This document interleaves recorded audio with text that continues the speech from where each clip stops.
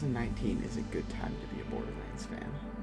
So, PAX East 2019 started today, and ahead of the show yesterday, we got the Mask of Mayhem teaser from Gearbox, and obviously it's a new Borderlands game, but they never really said if it was Borderlands 3 or something else, but we all knew it was Borderlands 3. So at the show today, at PAX 2019, we got the official announcement for Borderlands 3, and they say it's coming within the next fiscal years, which is anytime before April 2020. So now we can rest easy knowing Borderlands 3 is on the way and soon, and we got a teaser yesterday and a full trailer at the show. And so there's lots to be excited about Borderlands 3 from the two teasers we got, or the teaser and the trailer. We don't know a ton of details, but there's some new mechanics it shows, new vehicles, new planets. Planets? It says worlds. It says save the worlds. I think it's planets. I think they're going to add ships to get between the planets. Something like that. But they say we'll find out more on April 3rd next week. And that's when we should get more details about what gimmicks they're adding to this game to make it different from the rest of them. But if you thought Borderlands 3 was the only thing they were going to announce at the show, you were sadly mistaken. Because they announced a whole bunch of projects or additions to previous projects, and all of them are things to be excited about. So first off, we got Borderlands 2 VR, which came out for PSVR exclusively last fall. And it was great. It's a great game. They did a lot of work porting it to the PSVR. They added some new dialogue, some new mechanics, but it was sadly missing multiplayer, PSVR aim support, and all the DLC. So I actually held off on buying it until they added the PSVR aim support, which they did a couple weeks back, in a free update. And today, at the show, they said that they are going to add all the DLC from Borderlands 2 later this summer in a free update, which is really cool. We still won't have multiplayer, but we'll have the full Borderlands 2 aside from that fact. And that's a nice little addition to the Borderlands collection. Whether or not they're going to add any of the other Borderlands games to the VR library down the road, or maybe have Borderlands 3 have VR support at launch, we'll have to wait and see. And the best part is they cover everyone, no matter what platform you play Borderlands on. They did something for you. So if you own an Xbox One or PS4 and you play Handsome Collection on it, they're going to be releasing a remastered version of the game with updated graphics and some bug fixes and all that, the normal stuff, but it should look quite a bit better. It has 4K support now. It's the Ultra HD edition, and it's going to be a free update.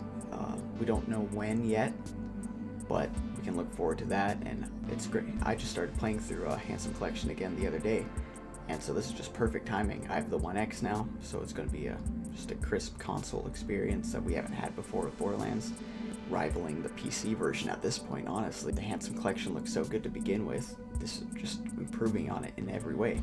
So the next one is Borderlands 1 Remastered, Game of the Year Edition Remastered.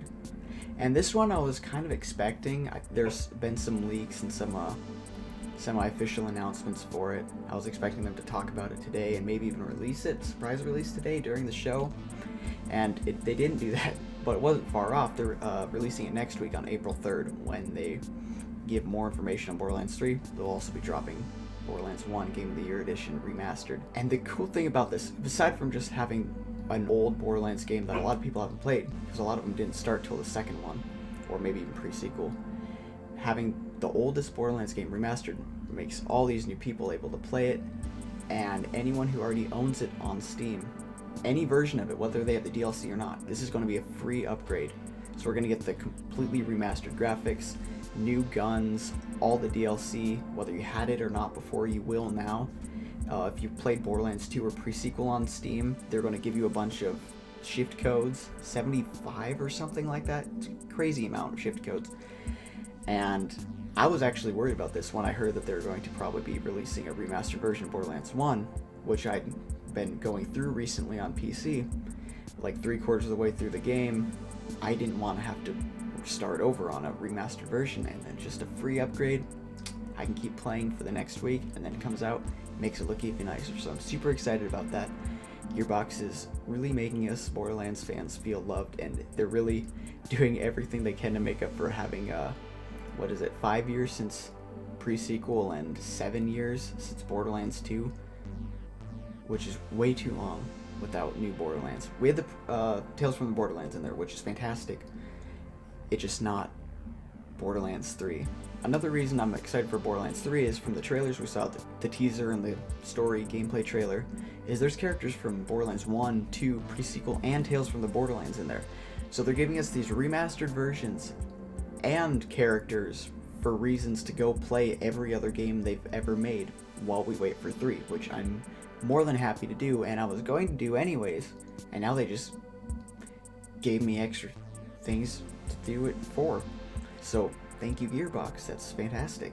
They even made a Tiny Tina's Robot Tea Party card game, board game, the first tabletop game in the Borderlands franchise. So that's just going to be a fun little thing too when we're not playing Borderlands on our console or PC. We have Borderlands we can play at the tabletop. So I hope they do more with that. That could be really cool. Maybe a co-op board game at some point. So we'll find out more about Borderlands 3 next week on April 3rd when they do another show announcing more of the details and probably the actual plot, premise of the game, and what new mechanics we can kind of look forward to. I think maybe they'll do a couple things like maybe a melee weapon class. That'd be different. We know the Vault Hunters already. We've seen a couple new vehicles. They say worlds. They stress the point that it's worlds, so I think we'll be going to multiple planets, which makes sense after pre-sequel being on the moon and all that. And the vault keys are very prevalent in the trailer, so it looks like maybe we'll be having multiple vaults. Who knows?